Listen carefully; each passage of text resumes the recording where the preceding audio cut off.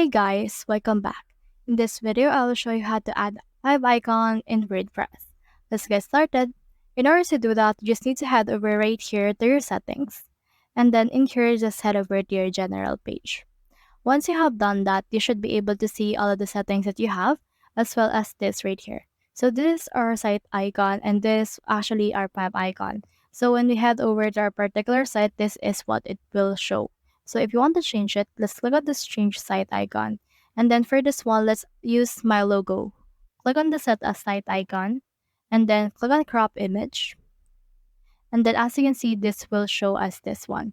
So you can also choose a lot more things, but for this one, scroll on the very bottom and click on the Save Changes.